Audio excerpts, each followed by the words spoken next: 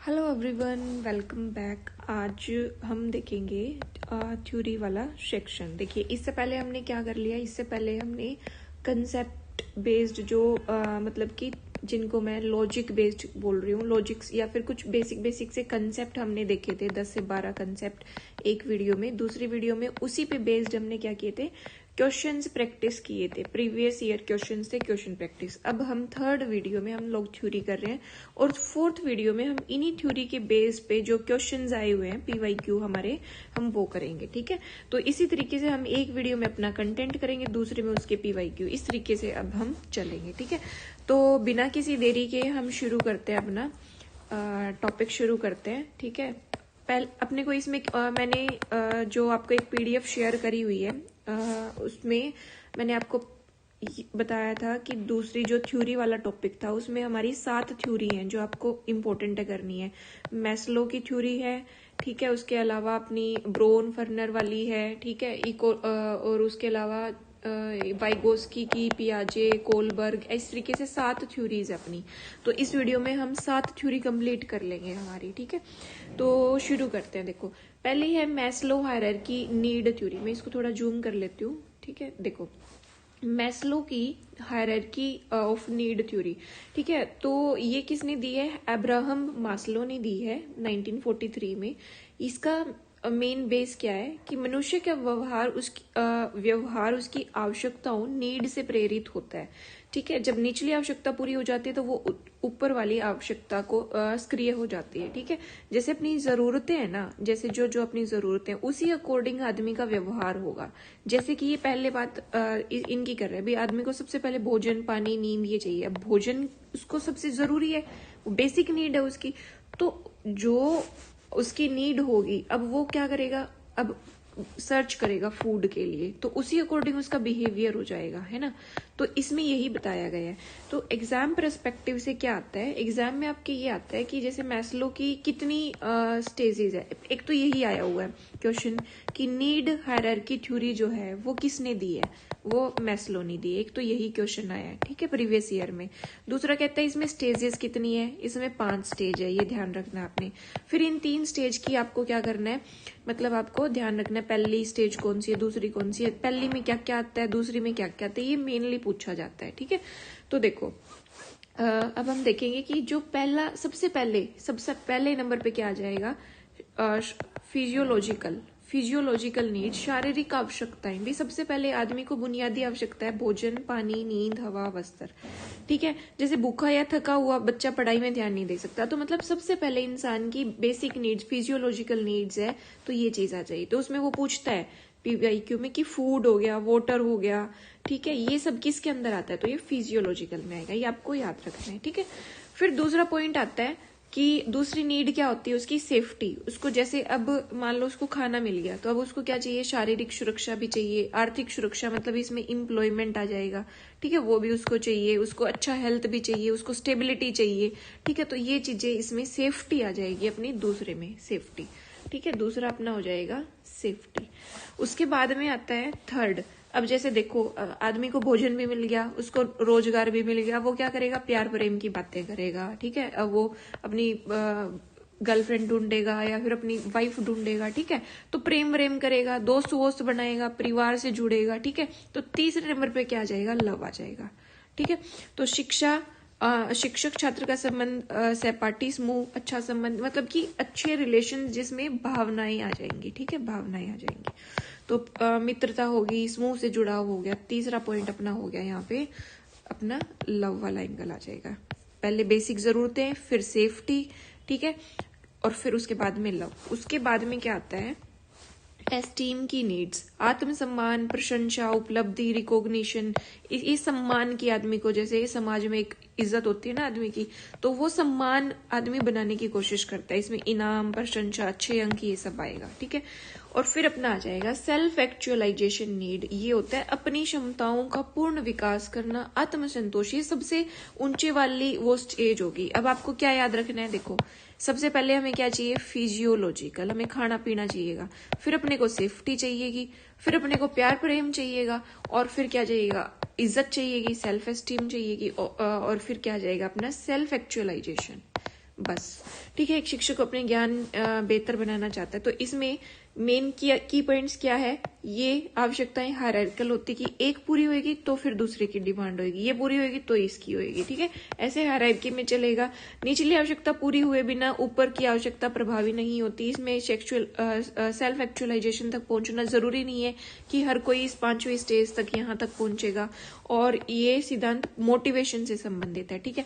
तो अगर मैं कंक्लूड करूं भाई पेपर के हिसाब से, इसमें क्या याद रखना है आपको, पहली बात कि नीड हायरार्की थ्योरी किसने दी, मैस्लो ने। कितनी स्टेज है इसमें, 5 है।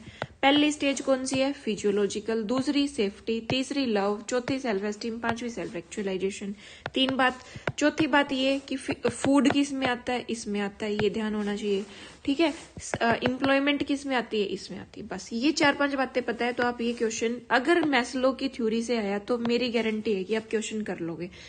वैसे इसको बढ़ाने को चाहे आप 20 मिनट की वीडियो बना के डाल दो, बात सारी इतनी है, यही 4-5 मिनट की बात है इस थ्योरी में, ठीक है। और असल में थ्योरी सारी है भी इतनी।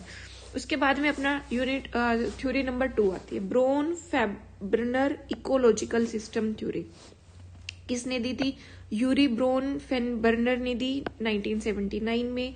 ये डेवलपमेंट थ्योरी है, ठीक है। इसमें क्या बताता है ये, देखो ये बताता है कि यह सिद्धांत बताता है कि बच्चे का विकास केवल व्यक्ति पर नहीं बल्कि उसके चारों ओर मौजूद पर्यावरणीय प्रणालियों, एनवायरमेंटल सिस्टम पर निर्भर करता है, ठीक है। ऐसा नहीं है कि भाई सिर्फ इंसान पे ही कि भाई उसके पेरेंट्स कैसे हैं, ठीक है, उसके मदर फादर कैसे, उसके बहन भाई कैसे हैं, ठीक है, सिर्फ इसी चीज पे उसका डिपेंड नहीं करता कि बच्चे का विकास किस तरीके से होएगा।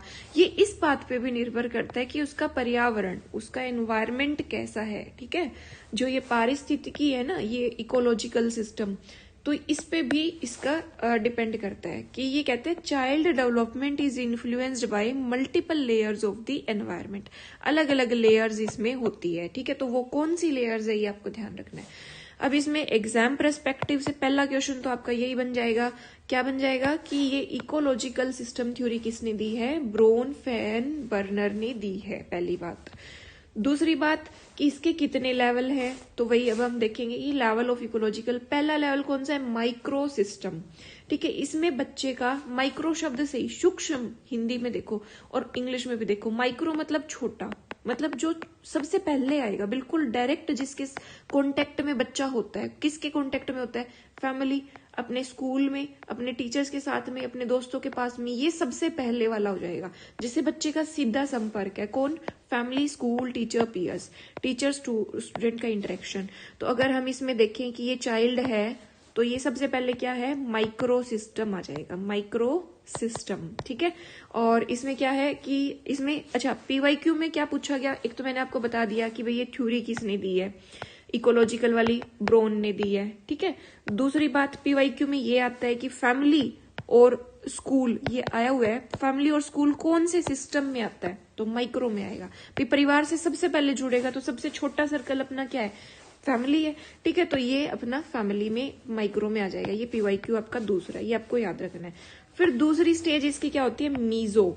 माइक्रो से कहां जाएगा, मीजो में जाएगा।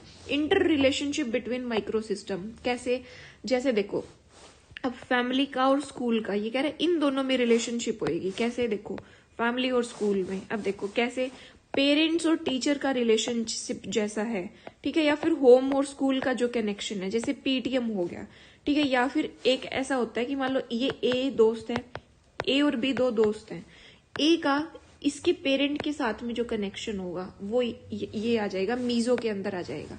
या फिर बी का रिलेशन इसके पेरेंट से, ये कभी कभी मिलते हैं, ठीक है, कांटेक्ट में आते हैं, कुछ कुछ सीखते हैं। अब सबसे ज्यादा बच्चा कहाँ से सीखेगा, फैमिली स्कूल से। फिर उसका जो है इनके पेरेंट्स से भी कुछ ना कुछ इस तरीके से कनेक्शन होता है, तो ये मीजो में आता है, ठीक है।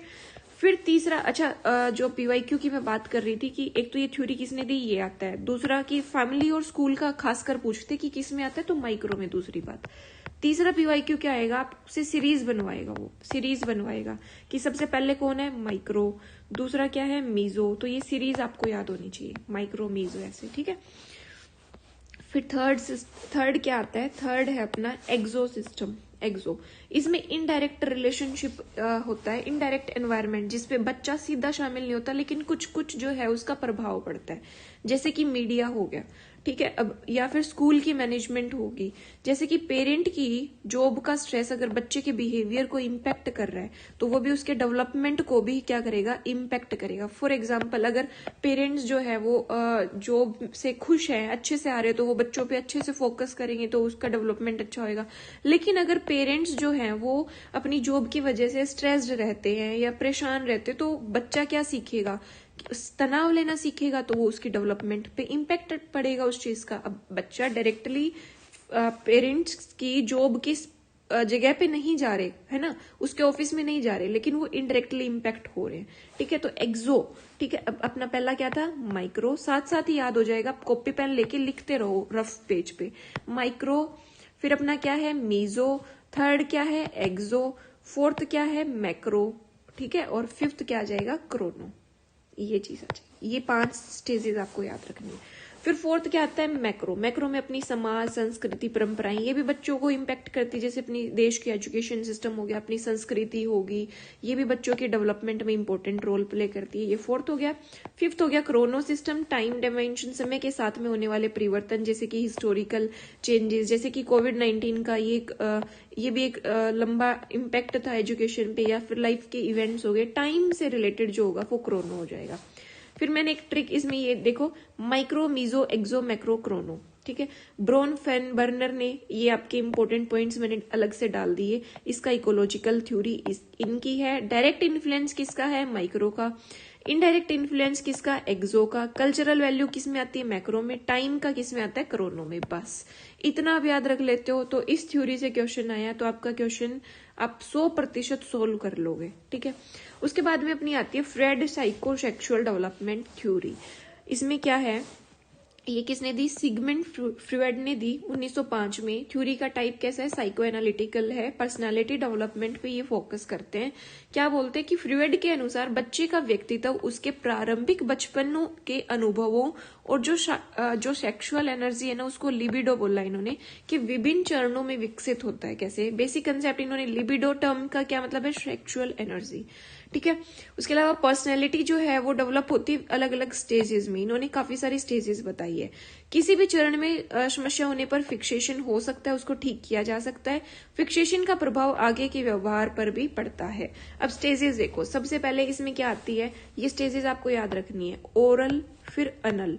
देखो ओरल में क्या है कि बच्चा स्टार्टिंग में देखो क्या करता है, प्लेजर उसको कहाँ से, माउथ से मिलता है। जैसे कि वो एक्टिविटी क्या करता है, बाइट करना या सकिंग करना, या अपना थंब सकिंग, अपना अंगूठा बच्चा उसको जैसे चूसता रहता है, ठीक है, या खाता रहता है, या मदर की फीडिंग करता है, ठीक है। तो ये माउथ से, मौखिक अवस्था है ये ओरल स्टेज, ठीक है। ये आपको ध्यान रखनी है, 0 से जब पैदा होता है तब से लेके 1.5 साल तक। उसके बाद में इसमें क्या पूछा जाता है, साइकोसेक्सुअल थ्योरी किसने दी है, जो ये थ्योरी है साइकोसेक्सुअल डेवलपमेंट थ्योरी, ये फ्रॉयड ने दी है, सिगमंड फ्रॉयड ने। पहला क्वेश्चन ये आता है। दूसरा क्वेश्चन, इसकी स्टेजेस है ना, ये जो स्टेजेस है इनको क्रोनो इसमें लगाता है, सीरीज में लगवाता है ये, ठीक है। तो आपको स्टेजेस याद रखनी है। उसके अलावा ओरल में ये हो गया। फिर अनल, इसमें बच्चा क्या है, देखो 1.5 से, इसमें क्या आएगा, 1.5 से 3 साल तक होता है ये अनस से, ठीक है। टॉयलेट ट्रेनिंग, फ्रेश वगैरह होना, प्रॉपरली बैठना, इस तरीके से ये चीजें बच्चा सीखता है, ठीक है। अगर देखो अनल, इसमें आपको ध्यान रखना है कि अनल अगर रिटेंटिव है बच्चा तो क्या होगा, ओवर डिसिप्लिन या परफेक्शनिस्ट होएगा। लेकिन अनल एक्सपल्सिव है तो वो केयरलेस होएगा, ठीक है। तो ये चीज आपको, ये स्टार मार्क कर रही हूँ, ये थोड़ा आपको समझना है, ध्यान रखना है, ठीक है। अगर जैसे वो इस चीज को कंट्रोल कर पाता है, फ्रेश होना, तो वो क्या होएगा, मतलब डिसिप्लिन्ड होएगा वो बच्चा, कंट्रोल करने वाला। लेकिन अगर कोई कंट्रोल नहीं कर पाता तो वो क्या होएगा, मेसी या फिर केयरलेस बच्चा होएगा। थर्ड स्टेज पहले कौन सी है, ओरल। दूसरी कौन सी है, पहली ओरल, दूसरी अनल, तीसरी अपनी क्या है, फैलिक स्टेज।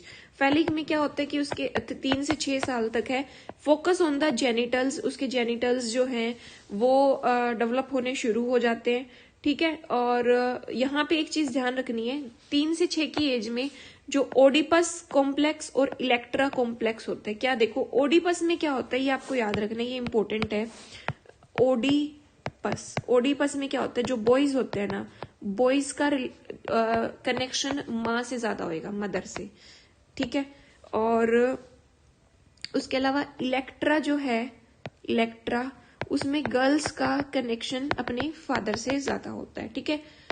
ये देखा होगा कि मतलब बेटियों को पापा ज्यादा अच्छे लगते हैं और लड़कों को मम्मी ज्यादा अच्छी लगती है, ठीक है। तो ये चीज इसमें आ जाती है। उसके अलावा लेटेंट स्टेज जो है, इसमें सेक्सुअल एनर्जी बिल्कुल इनएक्टिव होती है 6 से 12 की उम्र में। इसमें क्या होता है, बच्चे सिर्फ खेलते रहते हैं, मतलब इनमें दोस्त, मतलब नॉर्मल वाले जो जैसे सेम वो खेल लेंगे यहाँ पे, उनका मतलब मस्ती मारना, खेलना, इसी ये लेटेंट एज जो गुप्त अवस्था है ना, इसमें बच्चा बिल्कुल मस्त रहता है। उसको लड़का लड़की से ऐसा कुछ कोई कनेक्शन नहीं होता, बस बच्चा अपना मस्त मजे से खेलता है। लेकिन जेनिटल 6 जो 5th जो अपनी स्टेज है, 5th में 12+ में आपको पता है एडोलेसेंस आ जाती है। तो यहाँ पे क्या होएगा, सेक्सुअल इंटरेस्ट बच्चे का डेवलप होना शुरू हो जाता है और इमोशनल और सोशल मैच्योरिटी इसमें आनी शुरू हो जाती है, ठीक है। तो इसमें ओडिपस में कॉम्प्लेक्स में क्या है, बॉय का अटैचमेंट मदर से ज्यादा है और इलेक्ट्रा में गर्ल्स का अटैचमेंट फादर से ज्यादा होता है। ये मैंने आपको बता दिया, ठीक है। और ये इसके इम्प्लीकेशंस वगैरह, लेकिन इसके वो क्या है, क्रिटिसिज्म क्या है कि इसने सेक्स पे बहुत ज्यादा इम्फेसिस दिया है, कोई साइंटिफिकली टेस्टेबल इनकी थ्योरी नहीं है और जेंडर बायस्ड इनकी है, ठीक है। अगर मैं इसको एग्जाम पर्सपेक्टिव से इसको कनेक्ट करूं तो देखो, ये साइकोसेक्सुअल थ्योरी किसने दी, फ्रूइड ने। ओडिपस जो है ये कौन सी स्टेज में आता है, फैलिक स्टेज में। स्कूलिंग के लिए जो लेटेंसी, बच्चा जो दोस्त अच्छा खेलता कूदता है, तो वो स्कूलिंग की सबसे अच्छी ये एज होती है, ठीक है। तो उसके अलावा ये स्टेजेस आपको बिल्कुल ऐसे याद रखनी है, OAPLG, ओप LG, ठीक है, OAP, ओप LG, ठीक है। Oral, anal, phallic, latent, genital. ये आपकी कितनी थ्योरी पूरी होगी, 3 थ्योरी आपकी पूरी हो गई, ठीक है। अब हम करते हैं पियाजे की थ्योरी, जिससे हर साल एक से 2 क्वेश्चन आने ही आने होते हैं। द मोस्ट इंपोर्टेंट थ्योरी, यह आपको बिल्कुल ध्यान में रखनी है, ठीक है। चलो पियाजे कोग्निटिव डेवलपमेंट थ्योरी पढ़ते हैं। ये किसने दी, जीन पियाजे ने दी 1936 में। कोग्निटिव मतलब कि हमारे ब्रेन से रिलेटेड है, कि वो कैसे सोचता है, कैसे समझता है, सीखता कैसे है, ठीक है। ब्रेन से सोचना समझना, ये जो कोग्निटिव वर्ड है ना, इसका मतलब ही ब्रेन से, संज्ञानात्मक, इससे रिलेटेड होता है, ठीक है। तो इसका फोकस क्या है कि बच्चा कैसे सोचता है, सीखता समझता कैसे है। अजम्पशंस क्या है कि बच्चा जो है एक्टिव लर्नर होता है और वो अलग स्टेजेस के अंदर सीखता है। डेवलपमेंट क्वालिटेटिव होती है, ठीक है। तो अब इसमें ना कुछ कंसेप्ट है, ये कंसेप्ट आपको कई बार पूछ लेता है वो पेपर में। तो जैसे जब मैंने दिया था ना, तो मेरे को बड़ी इसमें प्रॉब्लम आई थी कि मुझे मतलब कोई प्रॉपर अच्छे से प्रॉपर कुछ मिला नहीं था जिससे मैं प्रॉपरली समझ पाऊं। तो मैंने कोशिश करी है कि मैं आपको ये चीज अच्छे से समझा पाऊं। देखो 3-4 चीज है स्कीमा, एक तो स्कीमा है, एक एसिमिलेशन है, एक एकोमोडेशन है और एक इक्विलिब्रियम है। ये टर्म्स आपको समझनी है। देखो स्कीमा क्या होता है, बच्चे के दिमाग में बनी हुई मेंटल स्ट्रक्चर होती है जिससे वह दुनिया को समझता व व्यवस्थित करता है। जैसे स्कीमा क्या है, पहले से उसके दिमाग में जो इंफॉर्मेशन पहले से बना हुआ जो ज्ञान है ना, दिमाग का जो खाका है बच्चे के अंदर में, तो वो स्कीमा होती है। भी ऑलरेडी उसके दिमाग में जो भी इंफॉर्मेशन है, जैसे कि बच्चा जानता है कि कुत्ता 4 पैर वाला जानवर है, तो उसको लगेगा जिसके 4 पैर है ना, वो सारी ही क्या है, कुत्ते हैं। अब गाय को देखकर भी वो क्या कहेगा, वो कुत्ता है। तो ये उसका क्या हो गया, एग्जिस्टिंग स्कीमा है, ठीक है। उसको पता है भी जो 4, जैसे उसके सुनो, एक बच्चा घर पे था, उसके घर के बाहर में एक कुत्ता आया, ऐसे 4 टांग है, उसके पापा ने बोला, वो पूछेगा इससे कि पापा ये क्या है, तो उसका पापा बोलेगा ये कुत्ता है। वो बोलेगा इस कुत्ता क्यों है, उसके पापा कहेंगे देखो अब इसके 4 पैर है तो ये कुत्ता है। तो बच्चा मान लेगा भी जिसके 4 पैर होते हैं ना, वो कुत्ता होता है।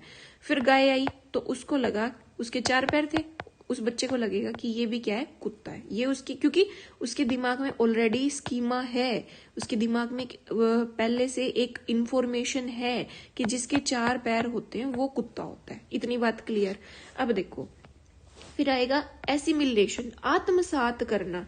अब जब बच्चा नई जानकारी को पुराने स्कीमा में फिट कर देता है तो उसे एसिमिलेशन कहते हैं। जैसे एसिमिलेशन मतलब नई चीज को पुराने ज्ञान में जोड़ना। अब देखो, बच्चा सोच रहा था कि गाय भी कुत्ते जैसी है, 4 पैर है, तो वह गाय को भी कुत्ता कह देता है। तो यह नई जानकारी को बिना बदले पुराने स्कीमा में डाला गया। एसिमिलेशन में स्कीमा चेंज नहीं होता। अब जो इसको यहाँ पता था कि भाई एक चीज देखो, ये यहाँ पे बिल्कुल ध्यान से देखो, जब बच्चा था उसने अपने पेरेंट्स से पूछा कि ये 4 पैर वाला ये क्या है, उसके फादर ने बोला कि ये कुत्ता है, कि इसके 4 पैर है। ठीक है, तो ये 4 पैर है, तो उसको लगा कि जो 4 पैर वाला होगा वो क्या होगा, वो कुत्ता होगा। तो ये उसका स्कीमा हो गया।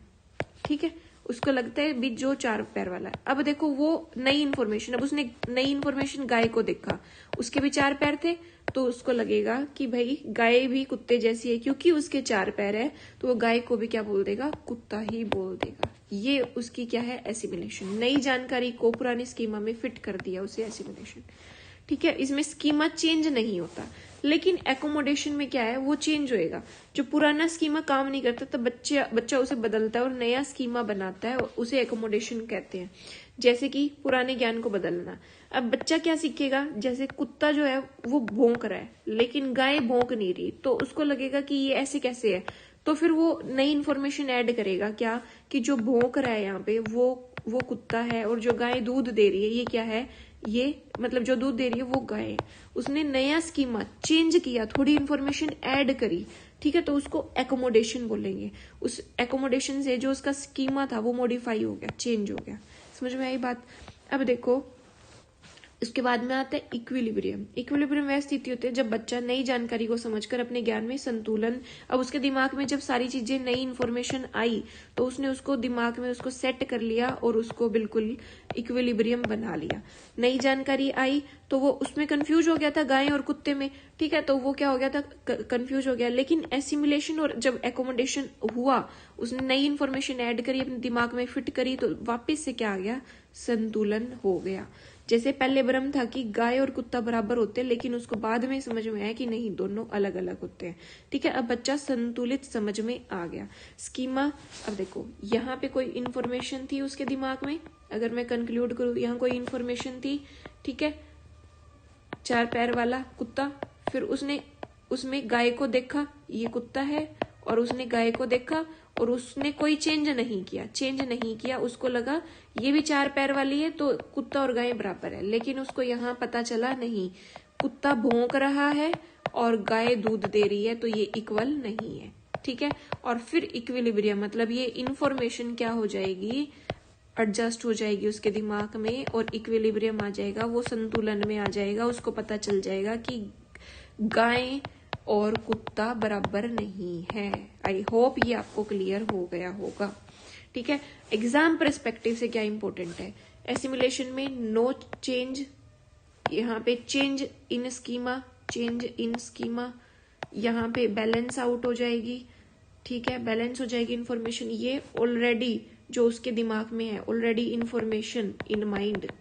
ठीक है, तो ये चीज ठीक है। स्कीमा जो है नॉलेज का स्ट्रक्चर है। सिमुलेशन में no change in schema, accommodation में change in schema, equilibrium, balance in learning. अब आ जाओ स्टेजेस पे। ये स्टेजेस आपकी बिल्कुल इंपॉर्टेंट है, इससे भी क्वेश्चन आते हैं। ठीक है, कोई अच्छा सा कलर लेते हैं। देखो, हाँ चलो, स्टेजेस ऑफ कॉग्निटिव डेवलपमेंट, इसमें 4 स्टेज आती है। सबसे पहले इसमें आपको 4 स्टेज क्या है, SPCF से याद रखना है। SPCF, S क्या है, सेंसरी मोटर। ठीक है, इसमें क्या होता है, उसकी जो सेंस से ही, वर्ड से ही पता चल रहा है, सेंसेस होती है ना, 5 इंद्रियां होती है, देखना, सूंघना, चखना, है ना, ये सारी जो उसकी सेंसेस है, 5 सेंसेस, इन्हीं से बच्चा सीखता है। ठीक है, एज क्या रहेगी, 0 से 2 साल तक ये अपनी सेंसेस से सीखेगा। ऑब्जेक्ट परमानेंस हो जाता है, ये इंपॉर्टेंट है। वो पूछेगा ऑब्जेक्ट परमानेंस की, बच्चे को ऐसे माइंड में हो जाता है कि हाँ ये चीज यहाँ रखी थी, तो वो उधर ही ढूंढने की कोशिश करता है। ठीक है, तो ऑब्जेक्ट परमानेंस यहाँ पे आ जाता है।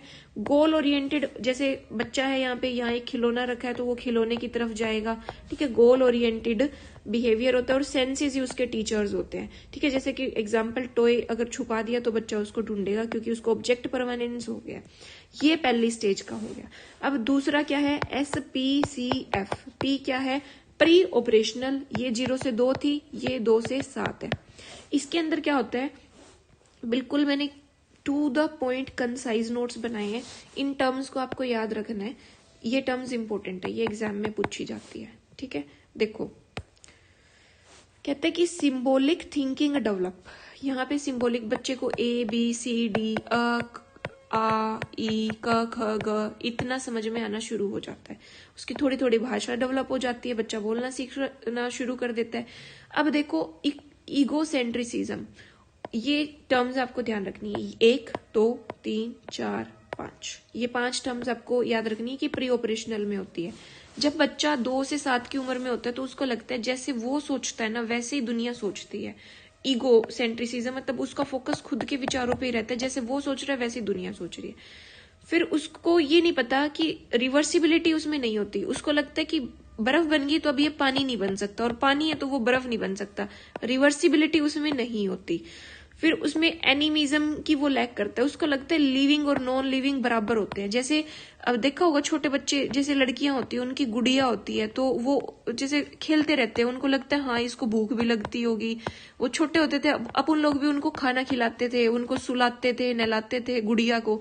अपने को लगता था हाँ ये जिंदा है, ठीक है। उसको सजीव और निर्जीव में कोई फर्क नहीं समझ में आता था। तो लैक एनिमिज्म। फिर है लैक कंजर्वेशन। कंजर्वेशन का क्या मतलब है, जैसे कि water in long and broad vessel, जैसे इस तरीके से हम लोग देखते हैं। मान लो ये है, तो इसमें ये पानी है और यहाँ पे पानी है। तो अगर बच्चे से पूछोगे कि इनमें से पानी ज्यादा पानी किस में है, तो वो बोलेगा इसमें है, ठीक है। तो कंजर्वेशन की उसमें लैक होती है कि उसको लगेगा इसमें ज्यादा पानी है। उसमें वो ये नहीं सोच पाता कि ये पतला है तो इसमें पानी कम होगा, ये ब्रॉड है तो इसमें पानी ज्यादा होगा। इतनी बच्चे में समझ नहीं होती उस टाइम पे। और सेंट्रेशन मतलब वो एक ही टॉपिक के बारे में सोचता रहता है, उसमें कोई लॉजिकल थिंकिंग इस टाइम पे नहीं होती।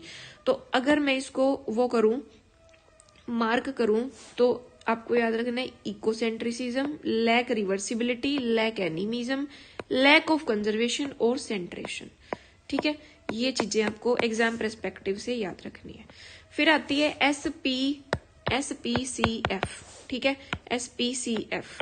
तो अब S हो गया, P हो गया, C देखो। अब ये जो चीजें थी ना, ये सारी चीजें इस स्टेज में डेवलप हो जाएगी बच्चे की। देखो यहाँ पे लॉजिकल थिंकिंग आनी शुरू हो जाती है about the concrete object. Conservation, उसको पता चलने लग जाता है नंबर, मास, वॉल्यूम, इन सारी चीजों का, ठीक है। कि भाई वॉल्यूम की भाई अच्छा ये ऐसे है तो ये पतला है और ये ब्रॉड है, तो ये बच्चे को समझ में आने लग जाता है कि नहीं इसमें पानी ज्यादा होगा।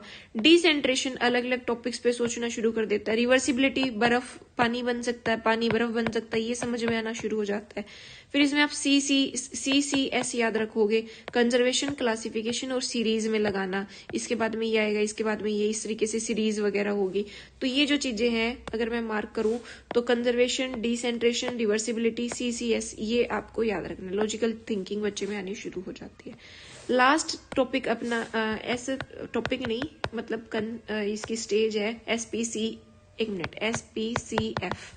ये F क्या है, फॉर्मल ऑपरेशनल, ठीक है। अच्छा, ये वाली जो स्टेज थी ना, ये 7 से 11 वाली, इसमें स्कूल लर्निंग का सबसे बेस्ट टाइम होता है, स्कूल लर्निंग का, ठीक है, 7 से 11। अब जब बच्चा 11 से प्लस का हो गया तो उसमें एब्स्ट्रैक्ट थिंकिंग आनी शुरू हो जाएगी, रीजनिंग शुरू हो जाएगी, प्रॉब्लम सॉल्विंग शुरू हो जाएगी उसकी, ठीक है। अलजेब्रा, फिलोसफी, साइंस, ये सब बच्चा पढ़ना शुरू कर देगा। अब अगर मैं जल्दी जल्दी इसको कंसाइज करूं, वो करूं, तो देखो इंपॉर्टेंट इकोसेंट्रिसिज्म की भाई सिर्फ एक ही ओनली खुद के व्यू से वो दुनिया को देखता है। Conservation, quantity remain same despite shape change, ठीक है। रिवर्सिबिलिटी की भाई रिवर्स थिंकिंग, सेंट्रेशन एक एस्पेक्ट पे सोचना, ये सब टर्म्स आपको पता होनी चाहिए। उसके अलावा देखो पियाजे की थ्योरी है, मतलब कोग्निटिव डेवलपमेंट की पियाजे ने दी है ये थ्योरी। कंजर्वेशन किस में आता है, कॉन्क्रीट ऑपरेशनल में। इगोसेंट्रिसिज्म प्री ऑपरेशनल में। ऑब्जेक्ट परमानेंट सेंसरी मोटर में, ठीक है। शॉर्ट पॉइंट्स आप देखो कि इसमें अंडर एस्टिमेट कर दिया चाइल्ड की, क्रिटिसिज्म है ये कि चाइल्ड की एबिलिटी वगैरह को, ये सब हो गया। बस आपको ध्यान क्या रखना है, सेंसरी ये, और इसमें जो क्या क्या चीजें आती है, ठीक है। इसमें क्या क्या आता है, जो अपना इसमें देखो CCS आ जाता है, लेकिन इसमें एनिमिज्म है, रिवर्सिबिलिटी नहीं होती, ठीक है, क्लासिफिकेशन नहीं होता, सीरिएशन नहीं आता बच्चे को, यहाँ पे एब्स्ट्रैक्ट थिंकिंग आ जाएगी, लॉजिकल थिंकिंग आ जाएगी। ये स्कूल के लिए अच्छा होता है, स्कूल की स्टेज के लिए। यहाँ पे बच्चा सेंसेस से सीखता है, ऑब्जेक्ट परमानेंस हो जाता है। बस ये इतनी बातें आएंगी आपके पेपर में, ये आपको पता होना चाहिए बस। फिर अपनी 5, 6 और 7 3 थ्योरी बची है, ठीक है। तो अब अपन करते हैं अपनी कोलबर्ग की थ्योरी। देखो, कोलबर्ग की मोरल डेवलपमेंट थ्योरी है, 1958 में दी लॉरेंस कोलबर्ग ने। मोरल डेवलपमेंट थ्योरी की, मोरल नैतिक विकास की, बच्चा सही और गलत, सही नैतिकता ये कैसे सीखता है, यह बताता है कि नैतिक विकास यह बताता है कि व्यक्ति को राइट और रॉन्ग के बारे में कि कैसे सोचता है, कि वो उसको करना चाहिए नहीं करना चाहिए, ठीक है। तो वो सारी चीजें इसमें क्या है, ये मानता है कि मोरल डेवलपमेंट स्टेजेस से डेवलप होता है, स्टेजेस यूनिवर्सल है, सिक्वेंशियल है, एक के बाद एक ऐसे सीक्वेंस में आएगी। और मोरल रीजनिंग जो है वो कोग्निटिव मैच्योरिटी पे डिपेंड करता है। अब इसमें अगर आपसे पूछे इसमें कितने लेवल हैं, इसमें लेवल तो है 3 और स्टेज है 6। हर एक लेवल पे 2-2 क्या है, स्टेजेस है। कोलबर्ग ने नैतिक विकास को 3 लेवल और 6 स्टेज में बांटा है। अब लेवल 1 देखो, प्री कन्वेंशनल लेवल, ठीक है। लेवल 1 क्या है, pre conventional level. Pre conventional level में क्या आ जाएगा, 2 आएंगी, अपनी ओबीडियंस और पनिशमेंट। और दूसरा क्या है, दूसरा इंडिविजुअलिज्म और रिवार्ड ओरिएंटेशन। देखो, एज जो है अप टू 9 ईयर्स, 9 ईयर्स तक इसकी 0 to 9 ईयर्स में आएगा। इसमें सही और गलत जो है वो कैसे देखता है, उसको लगता है जिससे सजा ना मिलेगी वो सही है और जिससे दंड मिले गलत। मतलब मैं चोरी नहीं करूंगा, क्योंकि देखो इसमें ओबीडियंस और पनिशमेंट का मेन क्या है कि उसको लगेगा सही और गलत कुछ नहीं है, सजा का ही मेन रोल होता है, सजा का ही, ठीक है। बच्चे को उस टाइम पे लगेगा कि ये मुझे नहीं करना क्योंकि इससे मेरे को सजा मिल सकती है, ये मुझे करना है क्योंकि इससे सजा नहीं मिलेगी। तो जिससे सजा मिलती है वो गलत होता है और जिससे सजा ना मिले वो सही होता है, ठीक है। तो बच्चे को इतनी समझ होती है इस टाइम पे। तो उसकी पहली स्टेज क्या है, ओबीडियंस और पनिशमेंट। तो वो पनिशमेंट वाले को क्या मानेगा कि वो जो अगर गलत करेगा तो उसको पनिशमेंट मिलेगी, अगर वो सही करेगा तो उसको ओबीडियंस इसको रखनी है, ठीक है, आज्ञा का पालन उसने करना है, ठीक है। फिर आती है अपनी दूसरी स्टेज, इंडिविजुअलिज्म और रिवॉर्ड ओरिएंटेशन, स्वार्थ और इनाम। इसमें देखो इसमें क्या रहता है कि सही जिससे फायदा मिले उसको इंडिविजुअलिज्म, जिसको उसको सही क्या लगेगा, जिससे क्या मिलेगा उसको फायदा मिलेगा, ठीक है। और इसमें ये होता है कि तूने मेरा ये पेन चुराया तो मैं तुम्हारा पेन चुराती हूँ, मतलब तुमने मुझे हेल्प करी तो मैं तुम्हें हेल्प करूंगी। इसमें लेना और देना, लेने देने वाली इसमें ये रहती है, मैं मदद करूंगा क्योंकि मुझे इनाम मिलेगा। तो सेकंड स्टेज में इंडिविजुअलिज्म या रिवार्ड ओरिएंटेशन, रिवार्ड के लिए बच्चा क्या करता है, यहाँ पे सही काम करेगा या फिर उसको जिसमें फायदा दिखेगा वो करेगा। फिर अपना लेवल 1 हो गया प्री कन्वेंशनल, ठीक है। और दूसरा क्या है अपना लेवल 2 है कन्वेंशनल, परंपरागत। इसके अंदर 2 स्टेज है, गुड बॉय और गुड गर्ल। ये देखो यहाँ पे 9 से 16 की उम्र में सामाजिक रूप से, इसके अंदर क्या होता है, सामाजिक रूप से आता है। थर्ड स्टेज क्या है, गुड बॉय और गुड गर्ल ओरिएंटेशन की, समाज में मतलब कि एक नहीं होता कि जैसे टीचर के सामने अच्छा बन के दिखाता है बच्चा कि मैं तो गुड गर्ल हूँ, मैं तो गुड बॉय हूँ टीचर के सामने। तो इसमें ना गुड गर्ल गुड बॉय वाली ओरिएंटेशन होती है, अच्छा बनने की इसमें प्रवृत्ति होती है ताकि जिसे कोई अप्रिशिएट करे। इसमें अप्रिशिएशन का बड़ा ये रोल होता है कि हाँ लोग मुझे अप्रिशिएट करेंगे, पेरेंट्स घर के कि नहीं ये तो बड़ा अच्छा बच्चा है। तो वो बच्चे वो काम करते हैं जो उनको लगता है कि भी हाँ इससे उनकी तारीफ होगी, ठीक है, मैं सच बोलूंगा ताकि लोग मुझे अच्छा समझे, ठीक है। तो थर्ड स्टेज पे उनको गुड बॉय गुड गर्ल वाली फीलिंग होती है। फिर उनको लगता है फोर्थ स्टेज में, फोर्थ जो स्टेज होती है वो लॉ एंड ऑर्डर की स्टेज होती है, लॉ एंड ऑर्डर ओरिएंटेशन होता है। इसमें कानून व्यवस्था, नियमों का पालन जरूरी है, ठीक है, कानून तोड़ना गलत है, चोरी गलत है क्योंकि ये कानून, उसको लगेगा कि ये कानून बना हुआ है ना तो इस वजह से ये नहीं करना।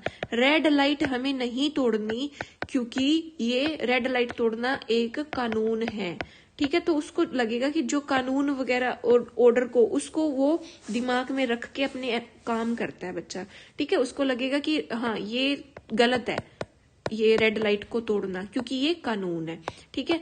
तो ये चीज हो जाएगी। फिर अपना लेवल 1 हो गया, 2 हो गया और लेवल 3। लेवल 3 में फिर आता है, मतलब लेवल 3 कौन सी है? Post conventional. पोस्ट कन्वेंशनल उत्तर परंपरागत स्तर, इसमें 16 से प्लस के लोग आते हैं। इसमें 2 चीजें आती है, कैसी? पहले है social contract orientation, social contract orientation. और फिर 6th वाली स्टेज जो है यूनिवर्सल एथिकल प्रिंसिपल। ठीक है, तो सामाजिक अनुबंध, यहाँ कानून जो है वो समाज की भलाई के लिए, तो जरूरत पड़े तो उसको बदला जा सकता है। तो कानून जीवन बचाने के लिए बदला जा सकता है। ठीक है, यहाँ पे 16 प्लस हो गया, तो वो थोड़ा सा इसमें सोशल कॉन्ट्रैक्ट में इसमें थोड़े से उसकी वैल्यू, उसकी रीजनिंग किस पे? वैल्यूज और प्रिंसिपल पे बेस होती है। ठीक है, तो उसको लगता है कि भाई जो कानून है ना वो किसके लिए? अपने समाज की भलाई। अब इस ये वाला जो 3rd लेवल है ना, इसमें समाज के लेवल पे बच्चा सोचना शुरू कर देता है कि भाई हाँ कानून है वो समाज के लिए, उसको अच्छे तरीके से चलाने के लिए है, लेकिन इसमें हम लोग जरूरत पड़े उसको चेंज भी करा जा सकता है। ठीक है, तो समाज के पर्सपेक्टिव से इसमें बंदा सोचना शुरू कर देगा। फिर 6th स्टेज आती है, सबसे हाईएस्ट स्टेज होती है। इसके अंदर जैसे हमारे महात्मा गांधी थे, भगत सिंह थे, ठीक है, नेल्सन मंडेला हो गए, ये सारे लोग इसके अंदर आते हैं। आत्मा की कंसाइज, बच्चा अपने दिल से, अपनी अंतरात्मा से सोचना शुरू करता है। ठीक है, कि भाई हाँ ये सही है, ये सही नहीं है। जैसे कि न्याय, समानता, मानव अधिकार, इनके बारे में यहाँ तक कोई कोई लोग बहुत, जैसे ये पिरामिड है ना, तो ये लोग यहाँ इस लेवल तक पहुंच पाते हैं यूनिवर्सल एथिकल प्रिंसिपल्स पे। ठीक है, तो ये स्टेज 6 हाईएस्ट होती है, हर कोई इस लेवल तक नहीं पहुंच पाता है। ठीक है, तो ये बस इसमें यही है कि टीचर को मोरल रीजनिंग प्रमोट करनी चाहिए, डिस्कशन प्रमोट करना चाहिए, ना कि पनिशमेंट वगैरह। फिर क्रिटिसिज्म क्या है कि इन्होंने गिलिगन थे, उन्होंने इसके जेंडर बायस को इसको बोला कि भाई ये जेंडर बायस जो होके ये बात करता है, इसने फीमेल्स की बात नहीं करी, सिर्फ मेल का एंगल लिया। ठीक है, और सिर्फ कल्चर स्पेसिफिक है, हो सकता है ये बात किसी कल्चर में सही हो, किसी में नहीं हो, ये चीज होगी। उसके अलावा इसने जस्टिस पे इन्होंने बहुत ज्यादा फोकस किया है। अगर हम इनके एमसीक्यू पर्सपेक्टिव से देखें तो मोरल डेवलपमेंट कोलबर्ग की थ्योरी है। पनिशमेंट ओरिएंटेशन स्टेज नंबर 1 में, good girl good boy stage 3, law and order stage 4, highest level कौन सा? Post conventional. ठीक है, देखो punishment, reward, good, law, contract, conscience, ये सीरीज आपको याद रखनी है एग्जाम पर्सपेक्टिव से।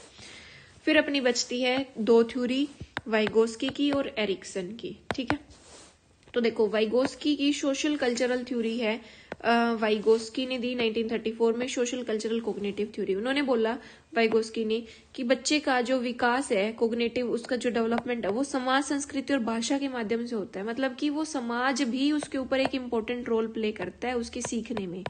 ठीक है, ऐसा नहीं है कि कोग्निटिव डेवलपमेंट अगर उसका दिमाग का हो रहा है तो वो सिर्फ उसकी फैमिली की वजह से हो रहा है, या फिर उसको कोई सिखा रहा है, टीचर वगैरह जो भी है। मतलब वाइगोस्की का कहना है कि संज्ञानात्मक जो विकास है, उसके ब्रेन का जो विकास है, उसका समाज और संस्कृति का भी बहुत बड़ा रोल प्ले होता है, मतलब बहुत इंपॉर्टेंट रोल प्ले करते हैं ये। लर्निंग इज है, उन्होंने बोला सोशल प्रोसेस, सीखना पहले एक सामाजिक स्तर पर सोशल लेवल पर होता है, फिर व्यक्तिगत लेवल पर समाज से सीखता है बच्चा। तो ये कहते हैं कि social interaction, learning start with interaction with adults and peers, knowledge is shared socially. कहते हैं वो लर्निंग जो है वो अडल्ट से या साथी सहपाठियों से, इनसे बच्चा जो है वो सामाजिक रूप से सीखता है, सामाजिक अंतःक्रिया होती है, पहला पॉइंट। दूसरा क्या है? कल्चर, संस्कृति से भी सीखेगा, संस्कृति की कैसे सोचना है, भाषा क्या है, लर्निंग स्टाइल, ट्रेडिशन, वैल्यूज, ये सब भी बच्चा सीखता है। लैंग्वेज जो है वो भी एक इम्पोर्टेंट टूल होती है, वो थिंकिंग, प्लान करना, प्रॉब्लम सॉल्विंग में। अब इसमें 3 टाइप की ये चीज होती है, सोशल स्पीच, औरों से बात करना, प्राइवेट स्पीच, खुद से बात करना लेकिन बोल बोल के करना, और इनर स्पीच मतलब कि मन ही मन में सोचना। ये 3 टाइप की स्पीच आपको ध्यान रखनी है, ये इंपॉर्टेंट है, एक आध बार पेपर में पूछ लेते हैं। ठीक है, फिर ये 2-3 कंसेप्ट है, ये MKO, स्कैफोल्डिंग और JPD, ये इंपॉर्टेंट है। ये पूछता है कि JPD किसकी थ्योरी का कंसेप्ट है, तो ये वाइगोस्की का है।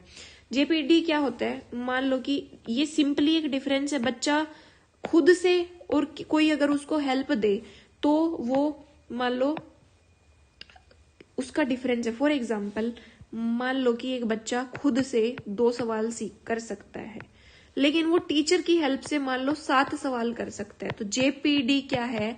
7 - 2 विद हेल्प और माइनस में विदाउट हेल्प, अलोन। बिना किसी हेल्प के, उसका जो डिफरेंस है ना, बच्चा कितना सीख पा रहा है खुद से और किसी की हेल्प से, तो ये जो डिफरेंस है ये जेपीडी होता है। कि भाई इसका मतलब क्या हुआ, इसका मतलब है कि बच्चा खुद से इतना सीख पा रहा था तो हेल्प से वो इतना और आगे बढ़ सकता है। हेल्प के साथ में जोन ऑफ प्रोक्सिमल, निकटस्थ विकास क्षेत्र, यहां खुद कर रहा था, ये विद हेल्प कर सकता है, तो बच्चा इतना और सीख सकता है अगर उसको हेल्प दी जाए तो।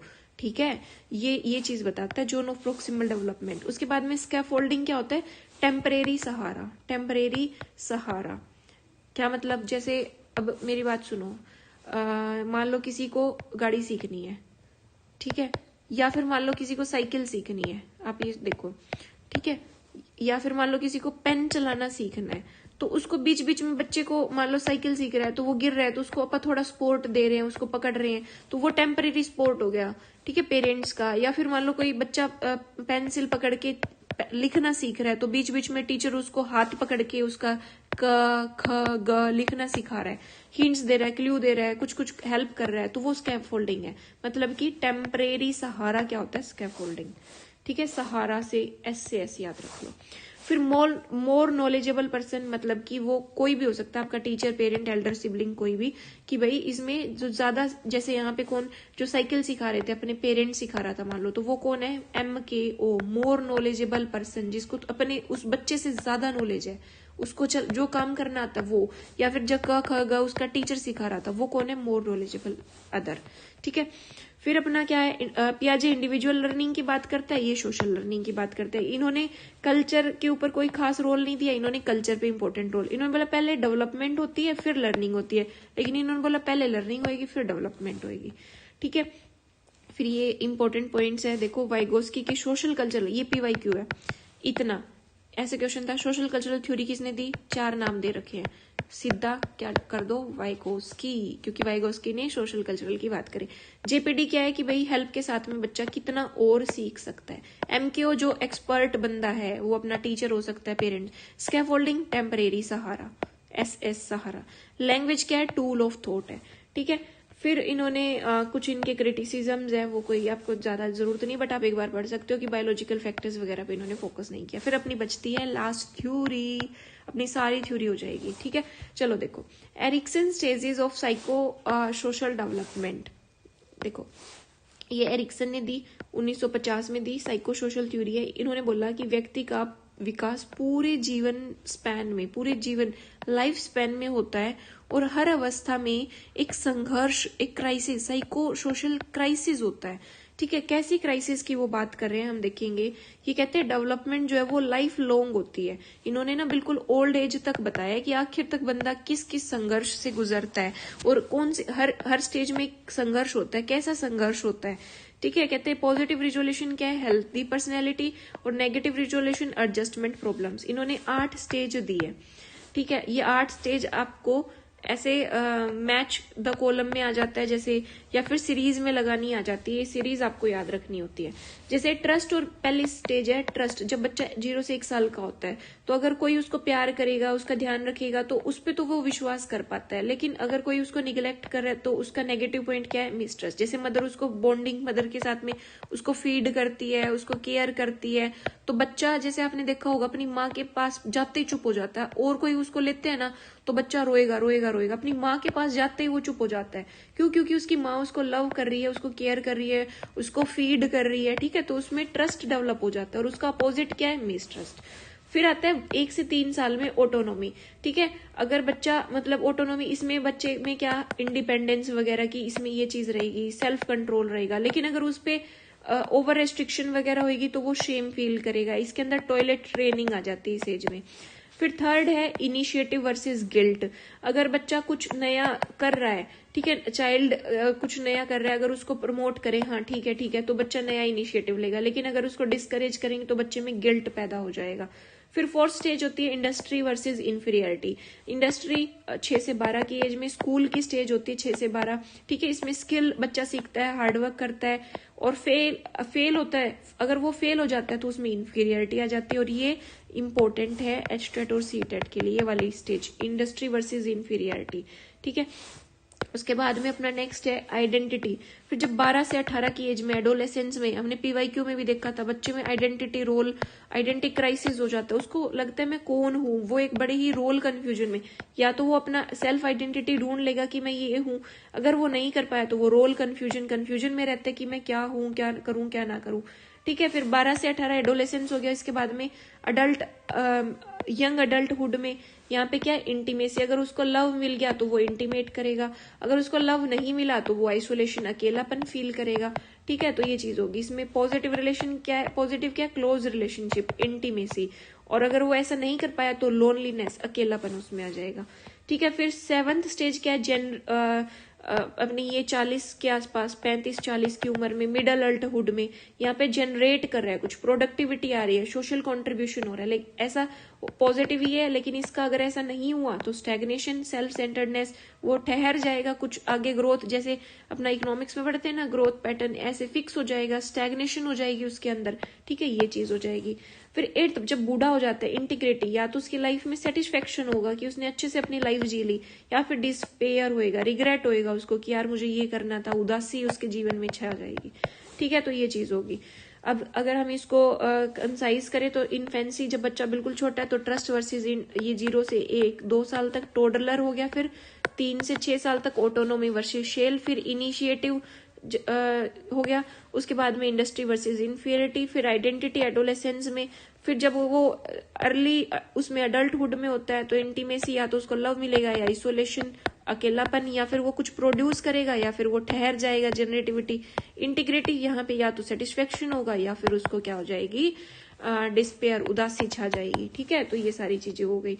अब इसमें मैंने एक चीज देखो, मेन पॉइंट लिख दिए। स्कूल एज कौन सी है, इंडस्ट्री वर्सेस इंफीरियरिटी, ये इंपॉर्टेंट है। एडोलेसेंस, ये इंपॉर्टेंट है, identity versus role confusion. Total stages 8 है। लाइफ डेवलपमेंट, लाइफ स्पेन चलती है एरिक्सन की। पूछे अगर साइको सोशल थ्योरी किसने दी, एरिक्सन ने दी। अगर इसकी ट्रिक देखो तो 2 से ट्रस्ट, एंग्री से autonomy, 2 angry intelligent Indians, intelligent से इनिशिएटिव, इंडस्ट्री से इंडस्ट्री, ऐसे याद रखो। Identify, identity, intimate, generous, generativity, integrity, ये इंटीग्रिटी है तो इंडिविजुअल्स। तो 2 angry intelligent Indians, identify, intimate, generous, individuals. ठीक है, तो ये हमने अपनी कितनी 7 थ्योरी जो है वो पूरी कर ली है। ठीक है, हार्डली 5-7 मिनट में मैंने एक थ्योरी कराई है। ठीक है, आई होप आपको समझ में आया होगा। कुछ क्वेरीज है तो आप कमेंट सेक्शन में लिख सकते हो। पीडीएफ के लिए आप टेलीग्राम चैनल ज्वाइन कर लोगे, कंसेप्ट क्लिप्स 1111। ठीक है, यही आईडी है। बाकी फिर भी मैं डिस्क्रिप्शन में भी आपको डाल दूंगी, डिस्क्रिप्शन से आप डायरेक्ट लिंक पे क्लिक करके भी टेलीग्राम पे जाके पीडीएफ डाउनलोड कर सकते हो। ठीक है, और 4th वीडियो में हम क्या करेंगे, 4th वीडियो में हम इन्हीं 7 थ्योरी के ऊपर बेस्ड जो है प्रीवियस ईयर पीवाईक्यू सोल्व करेंगे। ठीक है, फिर अपने जो है intelligence, motivation, learning, 3 main topic ये बचेंगे, और उसके बाद में एक वीडियो बनेगी मिसलेनियस टॉपिक्स पे, जैसे कि इवैल्यूएशन वगैरह, और अपना जो भी छोटे मोटे एनसीएफ हो गया, कुछ भी छोटे मोटे टॉपिक है वो एक वीडियो में हो जाएंगे। ठीक है, एक वीडियो इनकी बनेगी और 3 वीडियो इनकी बनेगी। इनके रिलेटेड क्वेश्चन एक वीडियो में साथ के साथ हम कर लेंगे।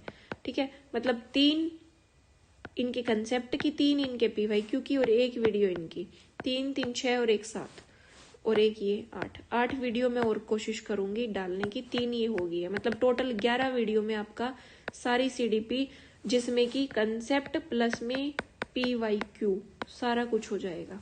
ठीक है, आई होप आपको पसंद आया हो। पसंद आया है तो आप कंटिन्यू रह सकते हैं। इंस्टाग्राम पे आप अपडेट्स के लिए आप फॉलो कर सकते हैं, टेलीग्राम ज्वाइन कर लीजिए। Thank you.